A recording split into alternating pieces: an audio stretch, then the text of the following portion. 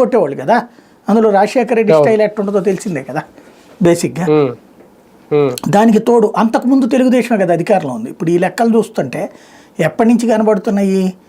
1940లు 20లు 70లు ఈ లెక్కలన్నీ రాసుకొచ్చారు.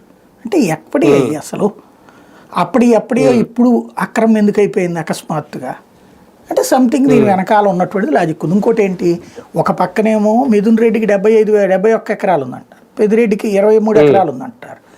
మళ్ళీ రెండో పక్కనేమో ఇదంతా కాదు దాంట్లో ఒక రకంగా ఉందంటారు. సివిల్ ఇష్యూలో మన ఇష్టం వచ్చినట్టు రాయొచ్చు. ఫైనల్గా కోర్టే తేల్చదు తప్పించి ఇది క్రిమినల్ కేసుల్లోకి వెళ్ళదు. అందులో విజిలెన్స్ రిపోర్ట్, ఇప్పుడు ఇక్కడ విజిలెన్స్తో ఏంటి సంబంధం? ఇది విజిలెన్స్ అనేటటువంటిది ఎట్లాంటిదంటే మామూలుగా మీరు 10 రూపాయలు పెట్టి సరుకులు కొన్నారు, 30 రూపాయలు పెట్టి 30 రూపాయలని లెక్క రాశారు. ఇలాగ అది 30 రూపాయలు కాదు 10 రూపాయలకే కొనొచ్చు అని రిపోర్ట్ ఇస్తుంది అంతే.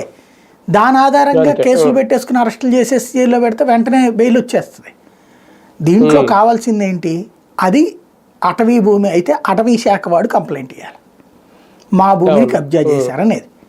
సివిల్ ఇదే లేకపోతే రెవెన్యూ మా భూమిని కబ్జా చేశారు వాళ్ళు ఇవ్వాలి. అడవిలోదంటే అటవీ శాఖ ఇవ్వాలి, రెవెన్యూది అయితే రెవెన్యూ శాఖ ఇవ్వాలి. వాళ్ళిద్దరిని కలిపి ఒక కమిటీ వేసింది కదా ఆల్రెడీ చంద్రబాబు ప్రభుత్వం, కలెక్టరు